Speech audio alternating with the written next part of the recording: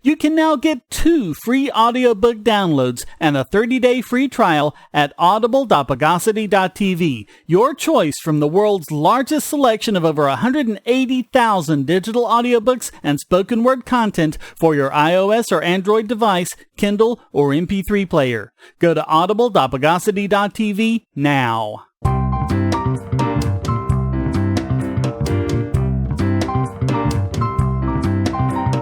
Welcome to the Bogosity podcast for the week of August 5th, 2018, the podcast that wrote the Book of Love.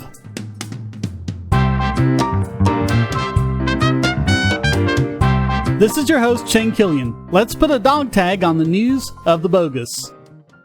We've talked before about the importance of multi-factor authentication, where you use an app like Google Authenticator to punch in a code in a website in addition to giving the site your password. We've also talked about how using texting to do this is a terrible way. Reddit just found that out the hard way. According to Reddit, an attacker breached several employee accounts and was able to get a complete copy of backup data, including hashed and salted passwords, usernames, email addresses, and all user content, including private messages. All of those breached accounts were protected by two-factor authentication, or 2FA, but in this case it was in the form of a text sent to the user with a code the user should type in. They said, quote, "We learned that SMS-based authentication is not nearly as secure as we would hope, and the main attack was via SMS intercept. We point this out to encourage everyone here to move to token-based 2FA. Hey, are you listening, PayPal?" There are several ways attackers can intercept a text. One is to obtain control of the target's cell phone number by any number of attacks, such as impersonating the subscriber to the mobile provider's retail store. It's also ridiculously easy to tap into the transmission using decade-old weaknesses in the SS7 protocol, which is used to send texts. Security professionals have for years recommended moving to token-based 2FA, where an app such as Google Authenticator, Authy, or Duo generates a token which is never sent across any network. Even more secure is a physical security key from a company such as Yubico that either displays a token or is plugged into the computer directly. SMS-based 2FA is still better than none at all, but not by much, and it does not work to put in a more secure system, but use SMS as a fallback. A system is only as strong as the weakest means of gaining access. Say, if you're tired of the promos in this podcast, well, the patrons got it early and with no ads or promos. Just go to patreon.bogosity.tv and donate at any level. Do you have children or nieces or nephews? Are you homeschooling or just want to counter some of the socialist indoctrination most children get in school? If so, go to bogosity.tv/TuttleTwins and you'll be taken to a website where you can get some great books for elementary-age children. The Tuttle Twins books are books about liberty and free market economics that include children's versions of Bastiat's The Law, Leonard Read's I, Pencil, and Hayek's The Road to Serfdom, as well as books about the Federal Reserve and how regulations protect business cronies. They'll learn about the harm caused by eminent domain, or regulations passed in the name of safety, and fundamental concepts of liberty. And as you can see from the sample pages on the website, they're all easy to read and nicely illustrated. They're just $9.99 a piece, or get a special discount as well as free bonuses when you purchase all 5. You can even buy in bulk to donate to schools and local libraries. So get the Tuttle Twins books at bogosity.tv/TuttleTwins. Speaking of security, we've talked a lot about that idiotic going dark rhetoric of people like former FBI Director James Comey and the insistence that we all have to weaken our security so law enforcement can gain access anytime they say they need to. Sorry, but new FBI Director Christopher Wray isn't any better than his predecessor. He's threatening legislative action if tech companies don't come up with some way of responding to search warrants. Quote, "I think there should be room for compromise. I don't want to characterize private conversations we're having with people in the industry. We're not there yet for sure, and if we can't get there, there may be other remedies like legislation that would have to come to bear." Yes, because you can always change the laws of mathematics by putting words on paper. Laws are magical incantations after all. Quote, We're in a country that has unbelievable innovation. We put a man on the moon. We have the power of flight. We have autonomous vehicles. The idea that we can't solve this problem as a society, I just don't buy it. Yeah, we should be able to make 2 + 2 = 5. Come on, nerds, nerd harder.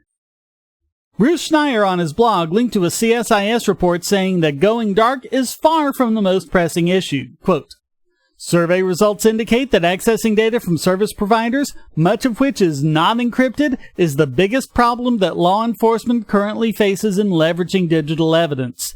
In other words, as we've pointed out many times on this podcast, they can't even do anything when the criminals communicate in the clear. Quote, this is a problem that has not received adequate attention or resources to date. An array of federal and state training centers, crime labs, and other efforts have arisen to help fill the gaps, but they are able to fill only a fraction of the need, and there is no central entity responsible for monitoring these efforts, taking stock of the demand, and providing the assistance needed. A Politico article said, quote, law enforcement officials also reported receiving barely any digital evidence training. Local police said they'd received only 10 hours of training in the past 12 months. State police received 13, and federal officials received 16. A plurality of respondents said they only received annual training. Only 16% said their organization scheduled training sessions at least twice per year. Basically, the FBI is so busy bemoaning all the data they cannot get to that they're failing to make use of the data they can. This is the same point that Susan Landau, professor of cybersecurity policy at Worcester Public Institute, made in the wake of the Apple San Bernardino iPhone controversy we covered in depth. Quote, law enforcement continues to see electronic surveillance in 20th century terms, and it is using 20th century investigative thinking in a 21st century world. Instead of celebrating steps industry takes to provide security to data and communications, the FBI fights it. Instead of embracing the communications and device security we so badly need for securing U.S. public and private data, law enforcement continues to press hard to undermine security in the misguided desire to preserve simple but outdated investigative techniques. If the information on the phone is accessible to Apple, it will be accessible to others. And this promising and important solution to protecting login credentials, which is, by NSA's description, the most valuable way to break into systems, will be ineffective. That's why locking down the data is so crucial for security. Rather than providing us with better security, the FBI's efforts will torpedo it.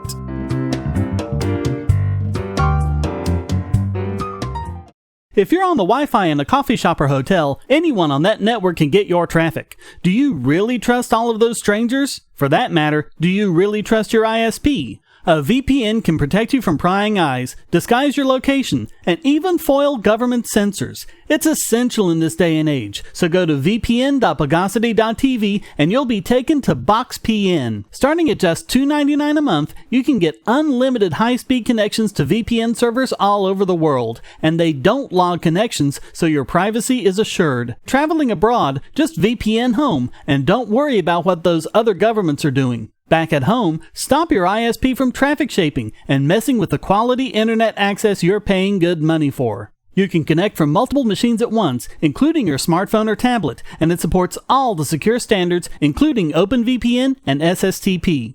Bypass censors and surveillance with your own secure VPN connection. Go to vpn.bogosity.tv.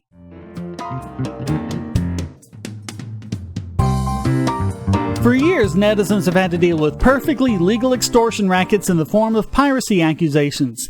They claim that you, or really someone using your IP address, pirated a movie, or really connected to the same BitTorrent tracker other people were using to pirate a movie, therefore you owe them money.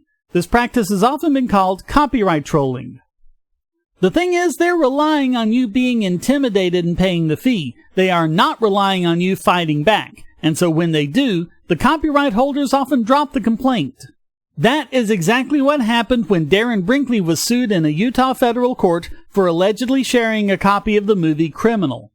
According to Brinkley's lawyers, quote, plaintiff persisted, forcing defendant to retain counsel and incur significant attorney's fees and costs. Yet plaintiff had no intention of litigating its claims.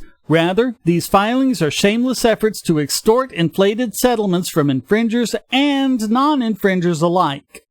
That's what they said in a new motion where Brinkley is suing Criminal Productions to recover attorney's fees. Criminal Productions kept the case going up until Brinkley's lawyers readied a motion to compel discovery, and then Criminal Productions sought voluntary dismissal of both its claims and Brinkley's counterclaims. So basically, as soon as Brinkley's legal team started looking into how Criminal Productions was conducting business, they dropped everything like a hot potato. Quote, "These tactics should at minimum require that defendant Brinkley be made whole for plaintiff's filing of litigation it clearly had no intention of pursuing and that may have had no basis in the first instance. This is the very definition of cut-and-run litigation." They're suing for over $62,000. Here's hoping they win. If they do, it'll make the extortioners think twice next time.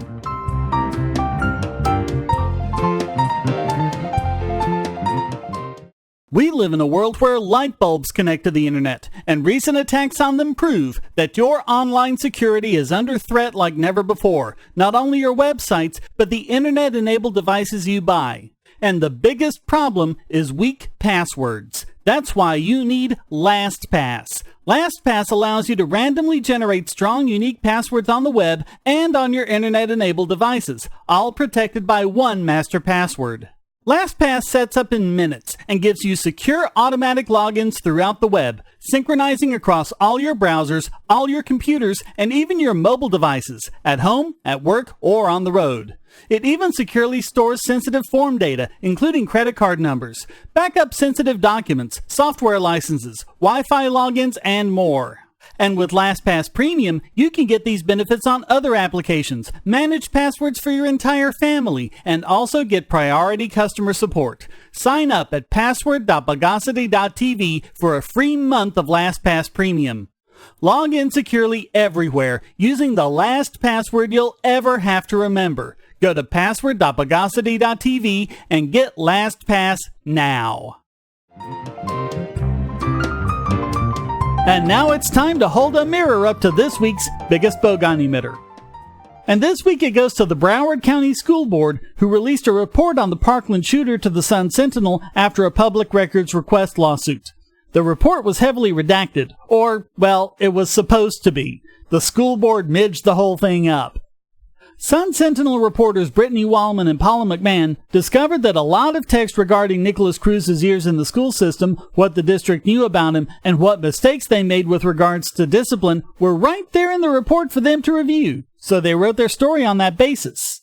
So the school board, thinking they can remove pee from a swimming pool, filed a motion against the Sun-Sentinel to remove the information that was supposed to be redacted. They're wanting the impossible. This information is out there, and even if the Sun-Sentinel takes it off their website, there are almost certainly lots of copies of it still floating around out there. What goes out on the internet stays on the internet. But it's also completely ridiculous. The Sun-Sentinel did nothing but publish information they lawfully received. It was the school board that was supposed to handle the necessary redactions, and it was the school board that screwed it up. Even if the Sun-Sentinel agreed to the redactions, that doesn't mean they should just pretend they never got information the school board handed them. The school board screwed up, but they want to pass the blame on to other people. People with a constitutionally guaranteed right to publish information they're given. What they're asking for isn't just covering their sorry rear ends, it's outright censorship. So all of that makes the Broward County School Board this week's biggest Bogon emitter.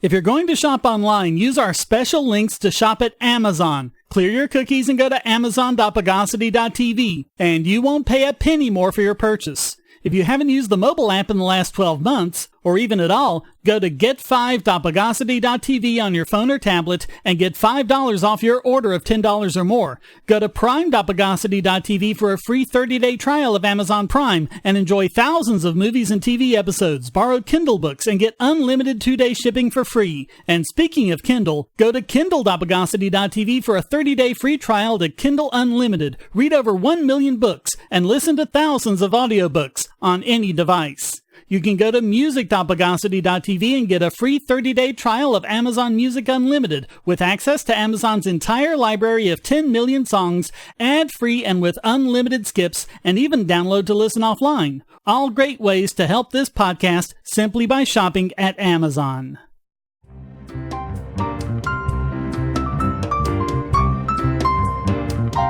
And now let's give a basic math lesson to this week's Idiot Extraordinaire. And this week it goes to Alexandria Ocasio-Cortez, the self-styled socialist who defeated the incumbent Democrat in this year's primary for congressional representative. She's got a lot of fans, despite saying a lot of completely stupid and ignorant things. Case in point, in a recent CNN interview with way too credulous Chris Cuomo, she asked, "How come the U.S. can pay for all this war, but not Medicare for all?" Quote, "We write unlimited blank checks for war. We just wrote a $2 trillion check for that GOP tax cut, and nobody asked those folks how they're going to pay for it." Yeah, how are we going to pay for all that letting people keep their own money? Not only has she apparently never heard of the Laffer curve, she even said it was tax cuts for billionaires, not apparently realizing that this isn't money that the federal government is getting in revenues to begin with. It's money that firms are holding overseas to avoid excessive taxation, doing business instead in countries such as Ireland with much lower taxes. And the tax cuts seem to be working. According to the Bureau of Economic Analysis, GDP growth was 4.1 in the second quarter of 2018. During the Obama years, it never topped 3%, and Obama was coming in during an economic downturn when growth should have been easy. As for the Medicare war comparison, the total military spending for fiscal year 2017 was $590 billion, about 15% of the federal budget. That same year, Medicare spending was $702 billion, $112 billion more than military spending, on Medicare for 55.5 million beneficiaries. If you extend that to the entire U.S. population of 330 million, that ends up being $4.1 trillion. Tax revenues in 2017 were just $3.32 trillion. So even if Medicare were the only thing the federal government spent money on, it would still mean a deficit of $780 billion.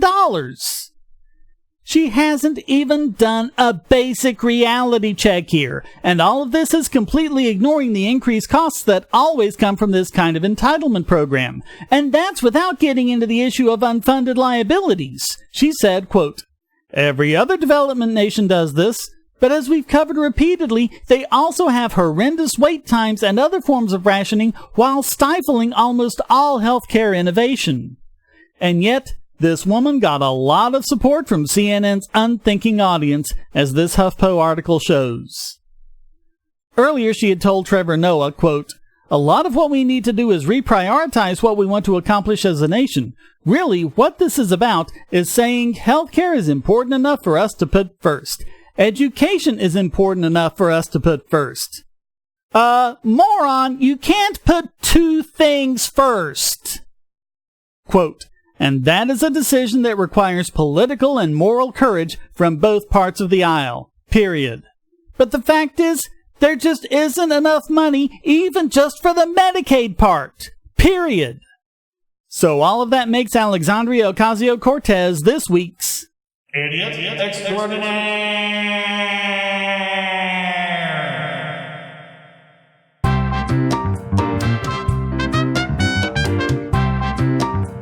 Well, that wraps up this If You Want to End War, You Gotta Sing Loud edition of the Bogosity podcast. Come join the discussion at forum.bogosity.tv or discord.bogosity.tv, and feel free to send a question, statement, news article, or rant in text or audio to podcast@bogosity.tv. This podcast depends on you to keep going, so please donate using the links on the website or the QR codes in the thumbnail, or support Shane DK on Patreon or Maker Support to get the podcast and YouTube videos early and without ads or promos. Thank you for listening. Until next time, here's a quote from Thomas Sowell. "It is amazing that people who think we cannot afford to pay for doctors, hospitals, and medication somehow think we can afford to pay for doctors, hospitals, medication, and a government bureaucracy to administer it." The Bogosity podcast is licensed under Creative Commons Attribution Non-Commercial No Derivatives 4.0 International License.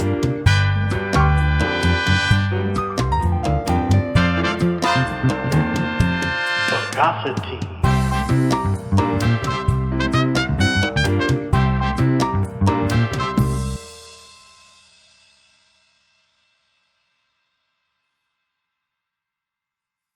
Want answers to creationist claims against evolution? Would you like to know more about evolution yourself, or even engage creationists more directly, with actual peer-reviewed sources to back you up? My book, How Evolution is Scientific, is designed to show the basics of evolutionary theory and how it is so well supported using the scientific method.